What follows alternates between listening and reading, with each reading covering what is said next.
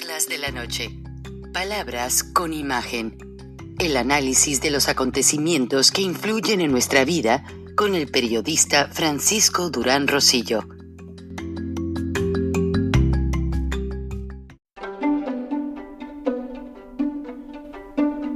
Frank Durán Rosillo te saluda y los saluda a todos ustedes, su amiga María Celeste Raraz, para invitarlos a que se suscriban a mi canal de YouTube, María Celeste Raraz, tal como mi nombre, donde les informo todas las semanas sobre entrevistas que tienen un tema que ayuda a mejorarnos como personas y de paso son interesantes.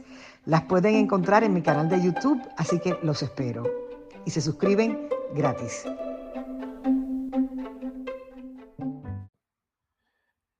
Ya era de esperarse que el platillo fuerte de la semana no lo diera la revista Forbes, ya que su nota principal de esta edición semanal, pues explica nada más y nada menos que uno de los hombres más ricos de América Latina, imagínese quién lo es, el presidente mexicano, Andrés Manuel López Obrador. Escuchemos el reportaje directo. López Obrador ingresa a la lista de Forbes como uno de los hombres más ricos de Latinoamérica en 2021.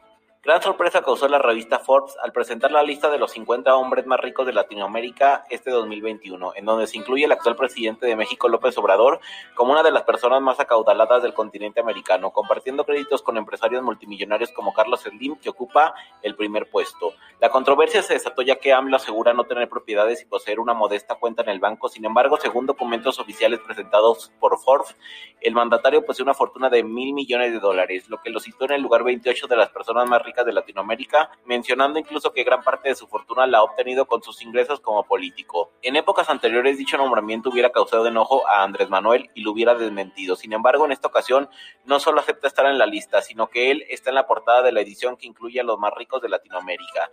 Sin dar muchos detalles, asegura que su enorme fortuna es producto de sus años de esfuerzo en la política para ayudar a mejorar al pueblo, asegurando también que la venta de sus libros, los productos con su imagen y otros negocios son los que han financiado su ahora multimillonaria fortuna. Obrador se muestra orgulloso de ser una persona de pueblo que con trabajo y esfuerzo logró sobresalir, señalando además que pese a su exorbitante riqueza vive con solo 10,000 pesitos al mes, señalando que todo su dinero está en el banco intacto y constantemente ayuda a instituciones benéficas. Como dice la portada de Forbes, efectivamente soy el austero más rico, la vida me dio, yo sin pedirle, una fortuna que para nada presumo o me llena de arrogancia, ya que es el esfuerzo de mi trabajo, pero no por eso dejo de tener la vida sencilla que siempre soñé. En gastos personales ocupo solo 10,000 pesos al mes, a veces menos, y le doy una pensión igual a cada uno de mis hijos.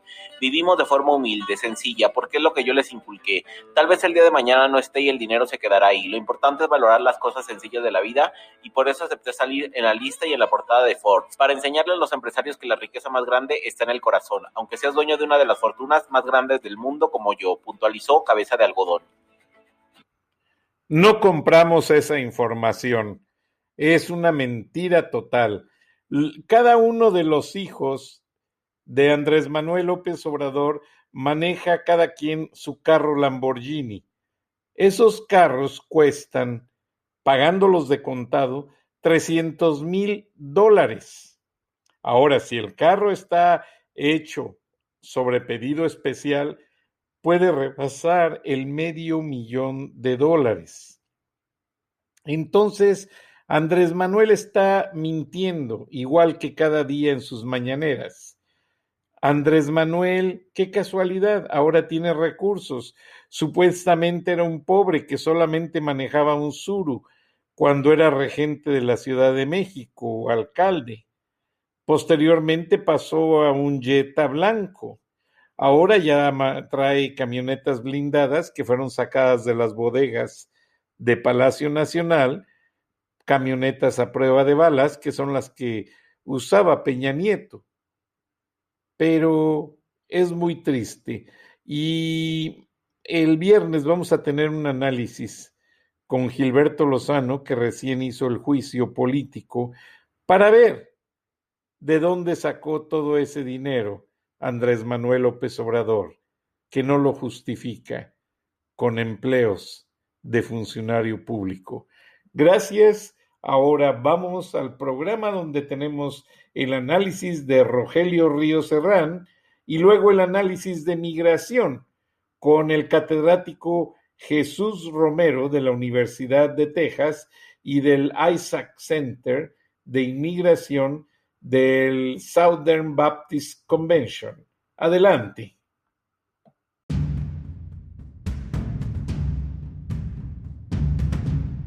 Desde hace algunos días, el presidente Biden ha tenido la buena intención de recorrer la frontera México-Estados Unidos debido a la gran agenda migratoria, y aunque el Partido Demócrata dice que no es una crisis generada por ellos, sino que es una herencia de la administración Trump que detuvo todos los trámites de los inmigrantes en las caravanas, y los republicanos se defienden diciendo que la responsabilidad es de Biden porque en campaña prometió abrir la frontera y en su primer día de gobierno firmó una serie de iniciativas en las que básicamente neutralizó los planes de Donald Trump para frenar la inmigración, detuvo la construcción del muro.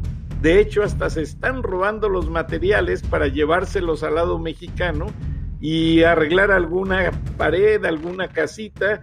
Ya de hecho, la cadena CBS, en una historia de un periodista salvadoreño americano llamado Manny Bojorquez, y hace una historia de cómo un coyote que tiene su casa frente al muro fronterizo hizo unos cuartos de espera con ventanas de vigilancia para estar viendo cuándo pasa y cuándo se van los agentes de la patrulla fronteriza. Y con los mismos barrotes del muro hicieron grandes escaleras para treparlo y atravesarlo, y de esa manera cruzaran los Estados Unidos. Además, pues las matanzas, tanto en Boulder, Colorado, como en las salas de masaje en Atlanta, Georgia, han hecho que el presidente reaccione y exija una legislación más dura para prohibir básicamente a la gente en general el alcance a comprar armas de repetición y de alto calibre. Buenas noches, bienvenidos a Charlas de la Noche, Palabras con Imagen. Hoy estamos con el analista del Colegio de México, periodista y editorialista del Grupo Visión, Rogelio Ríos Herrán. Buenas noches, Roger. Hola, buenas noches, estimado Frank. Qué gusto saludarte y estar contigo y con tu audiencia. Muchas gracias. No, el placer es nuestro, y yo, como te dije antes de entrar al aire, pues tú eres el experto en el tema migratorio, dado que compartiste las aulas de clase con el canciller Marcelo Ebrard, con la ex embajadora hasta hace unos días, Marta Bárcena, y una serie de gente muy influyentes en la política diplomática de México, Estados Unidos. ¿Qué te pareció la reunión de ayer?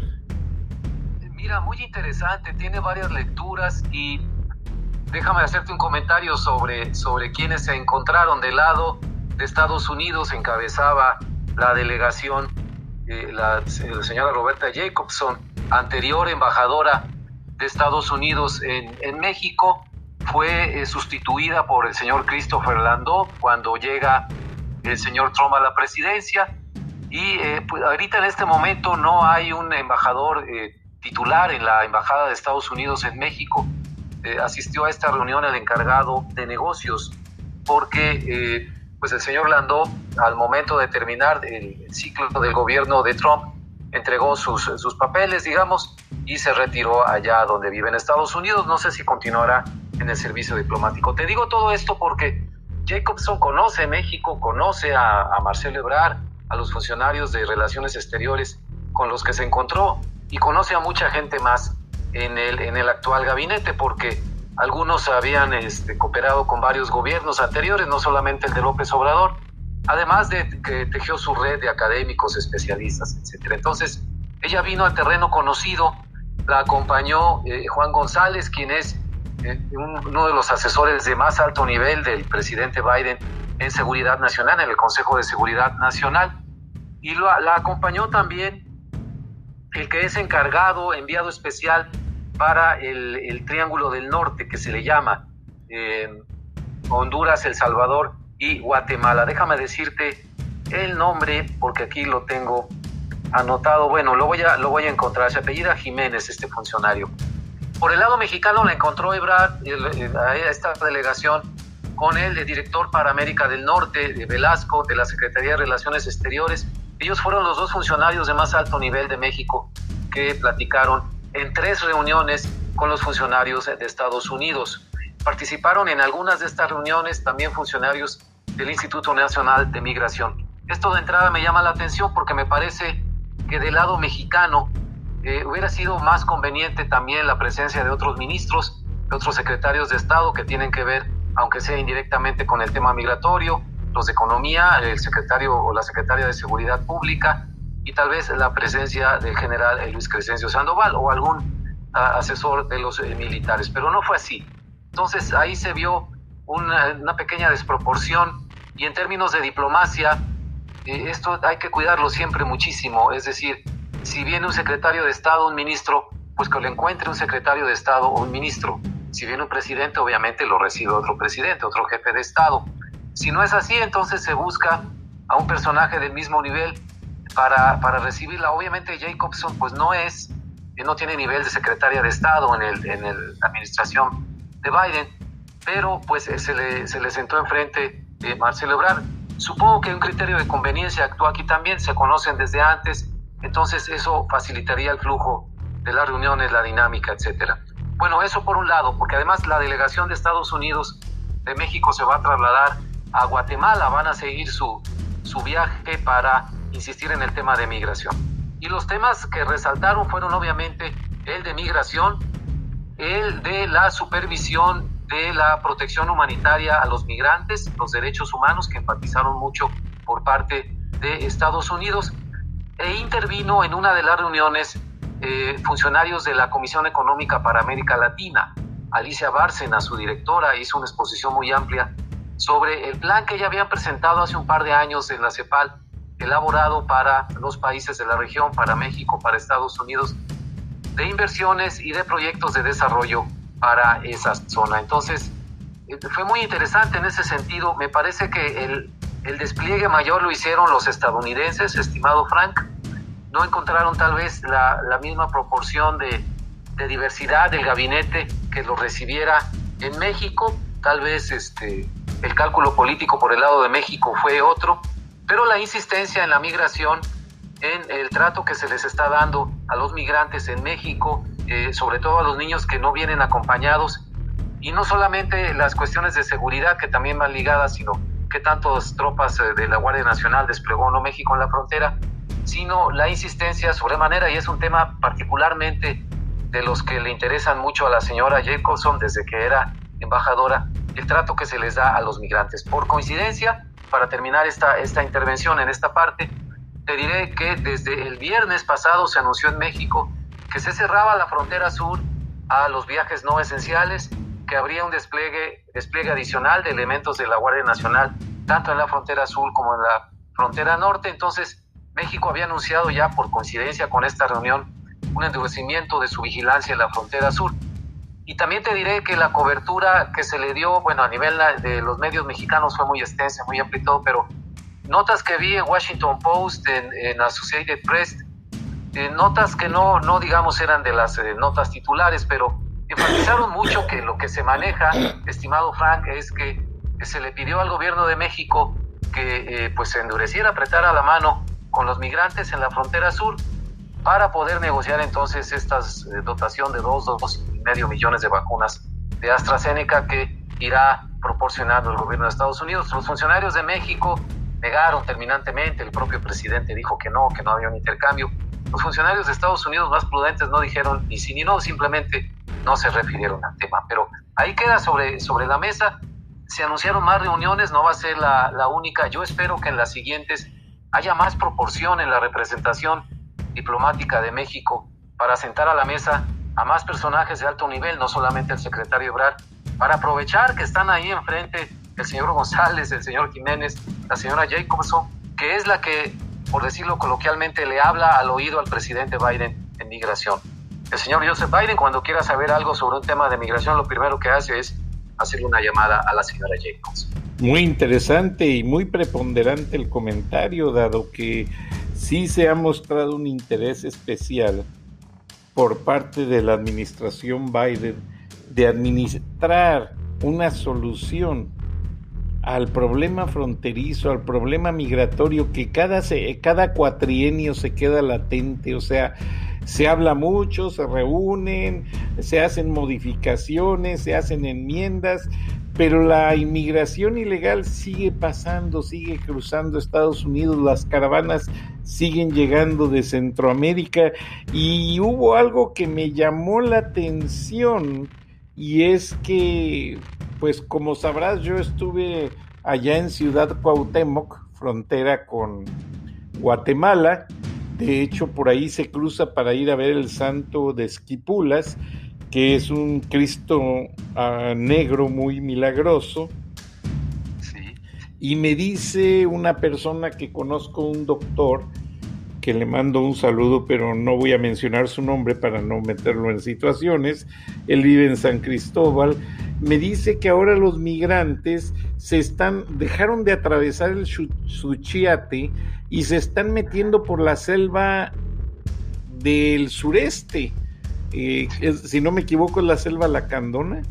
La selva Lacandona, sí. Y por allí están cruzando, y la Guardia Nacional pues se quedó completamente de sorpresa, porque ya hasta se ven asignado, creo que Marcelo Ebrard les dio ayer a esta comisión americana un número de que 8,000 efectivos militares y de la Guardia Nacional habían sido distribuidos en las fronteras, y parece ser que les metieron el gol por la selva Lacandona, que está atravesando mucha gente.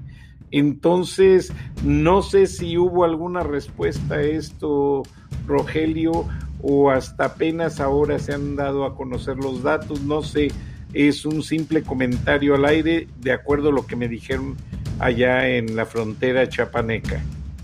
Así es, mira, lo señalas muy bien. Ahora el cruce es por la parte del estado de Chiapas que ocupa en su mayor densidad la selva Lacandona. Es un cruce muy peligroso, son senderos prácticamente hechos a machete limpio, que van a desembocar en la frontera, que también tiene una parte del estado de Tabasco con Guatemala, por el pueblito de Tenosique.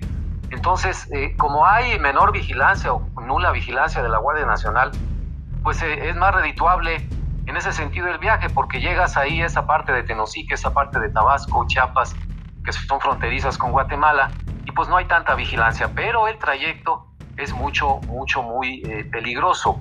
El despliegue de las tropas sí se mencionó como parte de las reuniones de la Guardia Nacional, pero también hay análisis periodísticos, una nota del Washington Post de las que revisé, que te comentaba, en donde la reportera muy ágilmente consultó otras fuentes y dijo que en realidad estos 8,000 que se habían anunciado son los que ya estaban más bien con una redistribución que se hizo ahí, un poco como de pantalla, según la nota del Washington Post, para dar la apariencia de que eran tropas frescas, digamos, que estaban llegando a la región.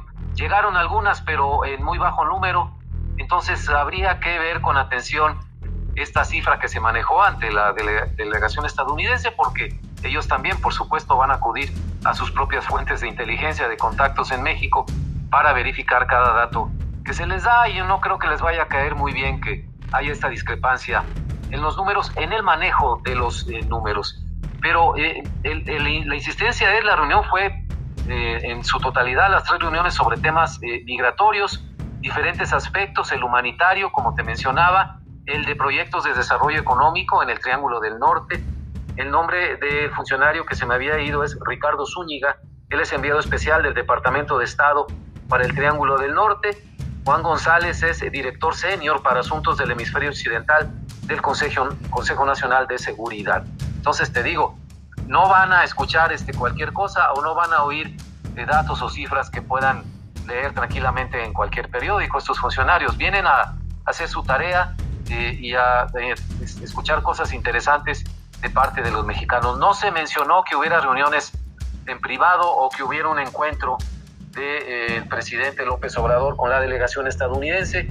No fue tal el caso. Entonces, pues yo tomo por seguro que nada más se dieron estas reuniones públicamente en la sede de la Secretaría de Relaciones Exteriores, y que sí, en efecto, los estadounidenses apretaron la tuerca en ese sentido, y seguramente ya traían esta situación de que si por el lado de Ciudad Cuauhtémoc, por el lado del cruce muy cercano a Tapachula, Chiapas, está el mayor despliegue de las tropas de la Guardia Nacional, bueno, la frontera es muy extensa, son más de 1,000 kilómetros de frontera con Centroamérica, entonces tampoco es un tramo muy pequeño que se vigile con facilidad. Y eso puede ser un tema ahí de discordancia, de fricción en las reuniones que vienen, porque seguramente lo van a volver a poner sobre la mesa los funcionarios estadounidenses, estimado Frank. Sí, me imagino. Y una pregunta de la cual yo tengo duda, Rogelio, ¿se sigue notando la presencia de centroamericanos en las ciudades de México? Porque me dice mi hermana vive en Guanajuato, y que ahora ya hay más gente limpiando los parabrisas y haciendo malabarismos con pelotas o tragafuegos, y me dice mi hermana, de la noche a la mañana había 1 o 2, y ahora salen hasta 7 o 8 en cada esquina, y todos hablan como extranjeros, o sea, son centroamericanos que están en espera.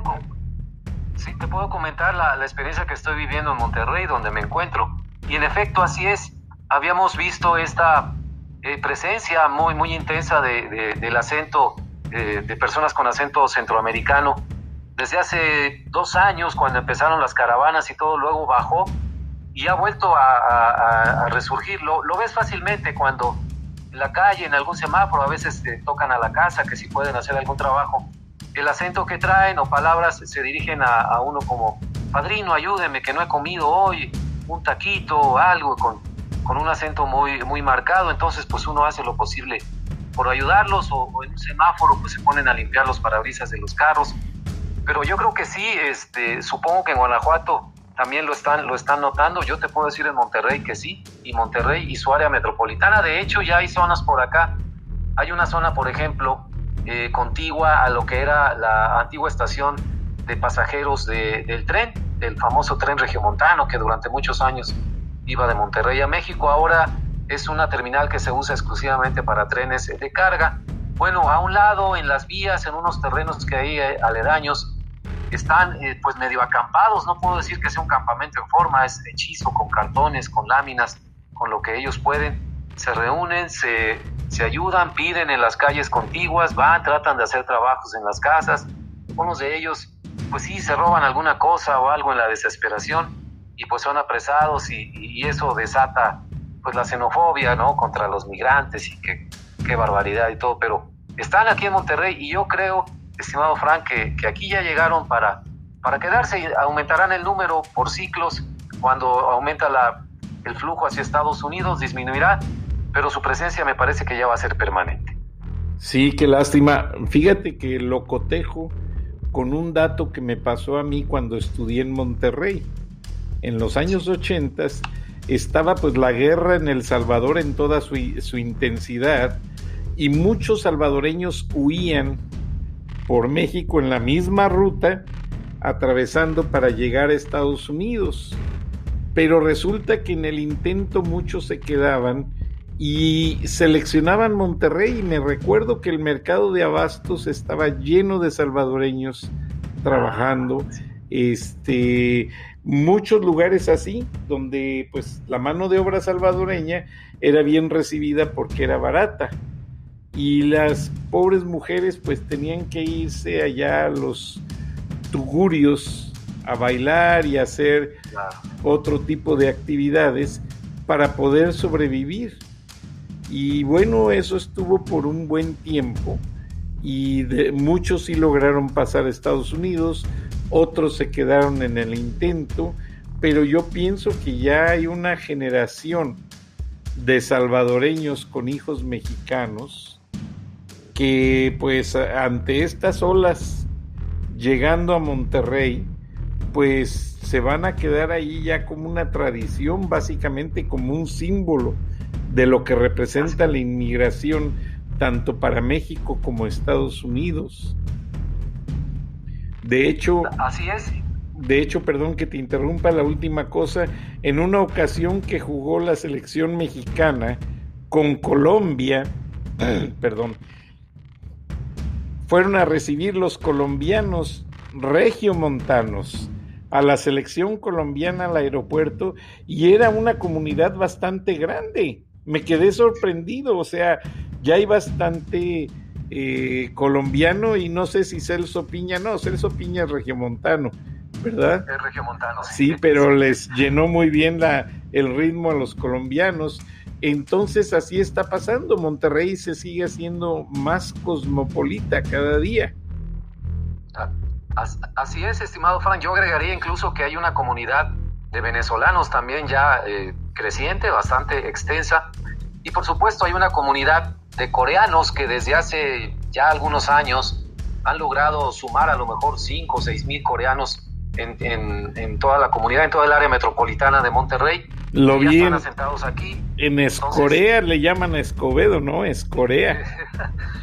Escorea o Pesquería, en donde está la planta de Kia Motors, le llaman Pescorea, ¿no? Entonces, en Apodaca hay toda una avenida y varias cuadras con negocios de coreanos y los anuncios, los carteles están en coreano y en español. Entonces, ya es una presencia acá. Digamos, es otro tipo de migración por otras causas, pero Monterrey es un poderoso imán, es una ciudad industrial y financiera con dinamismo económico que a pesar de las crisis y los ciclos estos de desempleo y crisis y todo, no se dobla y sigue creciendo. Va a seguir atrayendo migrantes en ese sentido. Sí, para totalmente. Los migrantes centroamericanos, pues sigue siendo un imán muy poderoso. Fíjate que ahorita que te escuchaba, que mencionabas el conflicto de la guerra civil en El Salvador, coincidió también en algún momento con un conflicto que se vivía en Guatemala. Entonces, la gente huía ahí sí por causas de la violencia, eran desplazados de comunidades, que no los fueran a matar los del ejército, o en un momento dado hasta fracciones de guerrilleros más radicales, etcétera. Y se establecieron en México. Te estoy hablando de principios de los 80. Sí. Se establecieron en México. Perdona que te interrumpa. Me tocó cubrirlo. Fue cuando el general Benedicto Lucas García, jefe del Estado Mayor del Ejército guatemalteco, destacamentó 15,000 soldados en la frontera con México para sacar a todos los guatemaltecos de quienes se sospechaba eran subversivos. Ya ves que Guatemala tuvo muchos golpes de estado y me tocó cubrirlo y me lo aprendí de memoria porque cuando lo vives, pues olvídate, andar allá en la selva chapaneca y guatemalteca es otra cosa.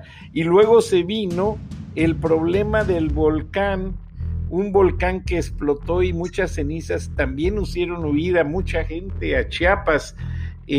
No recuerdo el Chichonal exactamente, y una serie de acontecimientos que por eso le digo a la audiencia, es muy bonito haber estado allí, porque le habla uno a la gente así como tú lo estás haciendo, que eres un gran editorialista, pues con propiedad, porque conoces a Marcelo Ebrard, conoces a la embajadora, conoces a mucha gente, pues nos estás dando lo más aproximado a la realidad, casi la verdad, con un punto quizás de variación, pero eres muy asertivo, Roger. Y pensando nada más para cerrar la página de la reunión, ¿hay algún progreso en el sentido de que digan, bueno, estas son las metas, nos reunimos en un año para cerrar esto y esto y esto?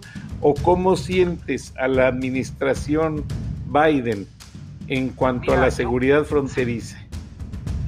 Muy buena pregunta. De todo esto que te digo, de que habrá futuras reuniones, de que se trataron esos temas, estas reuniones, también tomo como fuente las informaciones de la propia Secretaría de Relaciones Exteriores, que elaboraron ahí comunicados y mensajes de Marcelo Ebrard en sus redes y todo. Porque del lado de la delegación de Estados Unidos hay muy poca información. De hecho, no hubo un comunicado conjunto como se esperaría, o un comunicado de la Casa Blanca. Lo que te quiero decir es que me parece que los estadounidenses no quisieron darle tan alto perfil a la reunión como lo han hecho los mexicanos, con esta idea desde México de que no se ligue esta reunión con que si no aprietan las tuercas contra los migrantes no les damos vacunas. No quieren que se haga esa liga. Los estadounidenses ni siquiera abordaron el tema. Me parece que sí va a haber más reuniones. Ahora vino la plana mayor. Las subsiguientes serán probablemente limitadas a la presencia de la señora Jacobs o quizá el señor Ricardo Jiménez, que pues es el que va a estar como enviado en Centroamérica. Y me parece que ya van a ser reuniones de evaluación sobre la mesa, con datos duros de qué tanto se ha avanzado en ese sentido, qué tanto ha sido decisivo, eficaz este despliegue de la Guardia Nacional que se anuncia con bombo y platillo y 8,000 y 9,000, y se toman muchas fotos y videos para la detección de migrantes. Y por otro lado, ¿qué impacto va a haber en las redes de tratantes de migrantes, de tratantes de personas, que es un problema terrible? Parte de este surgimiento, de esta explosión de niños no acompañados que llegan a la frontera con Estados Unidos y cruzan, es que los mismos coyotes desde que agarran a las personas en la frontera sur les dicen es mejor que vaya el niño solo, porque pues es más fácil que lo acepten, no lo pueden echar para atrás luego. Si va un niño con su familia, pues toda la familia se le echa para atrás en la frontera. Imagínate cómo está la situación, el dilema para los padres. Exacto. ¿Cómo le vas a entregar a tu hijo a un coyote, ¿no? Que no sabes qué va a hacer con él, ¿no? Entonces, va a haber rendición de cuentas, exigencia de cuentas en las próximas reuniones. Ya no va a ser nada más para la foto, la diplomacia, y somos muy amigos y los dos países. Yo creo que de ahora en adelante esta fue la reunión de presentación, digamos, de la plana mayor de funcionarios que va a tratar con estos temas con México para conocerse con sus contrapartes mexicanas, y de ahora en adelante va a ser pues get to business, ¿no? Como dicen en Estados Unidos, a ver resultados. Ahora vi un reportaje muy rápido antes de que se nos agote el tiempo en CBS, en el cual entrevistan a un grupo de migrantes que habían estado en las estancias de migración con todo y las familias, y les dijeron que sus papeles ya iban a estar listos para la reunión con un juez de migración, y subieron a las personas a un avión supuestamente, y cuando acordaron los bajaron y les dijeron, bueno, pónganse todos allá y el juez los va a recibir, y resulta que el avión se fue y estas personas habían sido aterrizadas en una ciudad fronteriza de México. Entonces básicamente los deportaron sin ninguna garantía y hubo muchas quejas, pero lo vi el reportaje una sola vez, solo en CBS, y no lo volví a ver más, y te prometo que la próxima semana, si me permites que hablemos, te voy a conseguir el audio, y vamos a tener a un comentarista de inmigración, el profesor Jesús de la Universidad de Texas. Él es el director del ISAC Group, que es un centro de atención a migrantes, y te lo voy a presentar para que hagamos la plática con él, Jesús Romero, y creo que te va a gustar. Me queda un minuto, Roger. ¿Cómo despedimos la situación? ¿La reunión inicia algo bueno o siguen los mismos problemas y se queda todo truncado al final de un sexenio? Mira, te voy a dar un balance al final. Yo siempre tiendo a ser más optimista. Me parece que tener una reunión, aunque hay estas diferencias, aunque los problemas no se resuelvan en una reunión, siempre es más positivo que estarse viendo desde lejos y no tener ese contacto.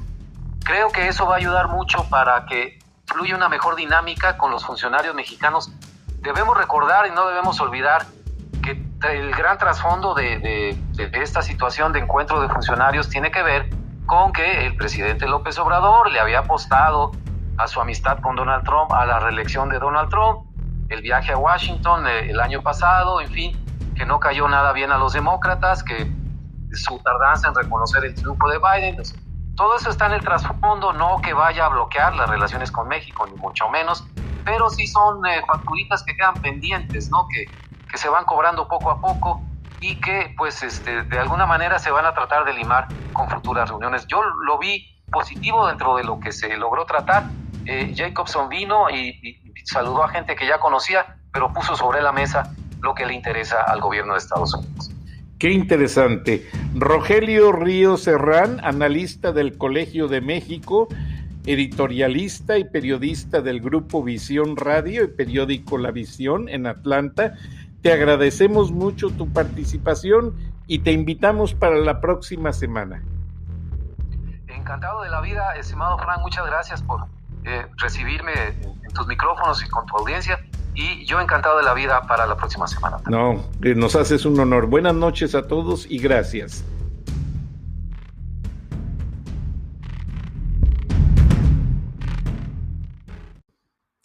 Gracias, Rogelio. Y ahora nos trasladamos directamente al estudio donde ya está el catedrático Jesús Romero, director del Centro de Inmigración ISAC, del Southern Baptist Convention, que ayuda de manera gratuita a todos los inmigrantes que tienen algún problema en la frontera para resolverles sus situaciones legales. Contáctelos, él menciona cómo los pueden localizar. Y después de escuchar al doctor Romero, nos despedimos con el gusto de siempre y recuerden, cada miércoles es miércoles de inmigración y análisis de los temas binacionales México-Estados Unidos. Nos escuchamos. Adelante, doctor Romero.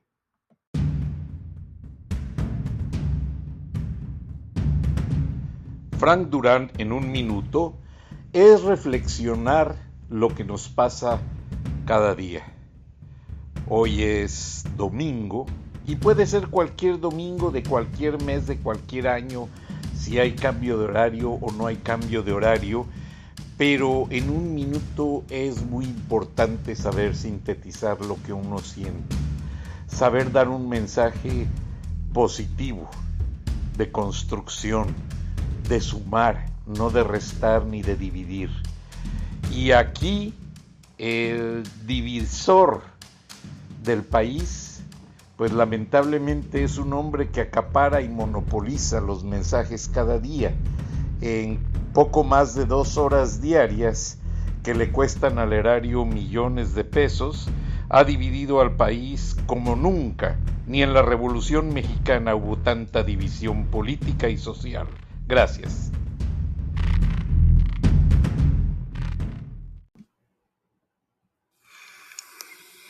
Escuchaste el análisis de la noticia, transparente como el agua, con el periodista Francisco Durán Rosillo.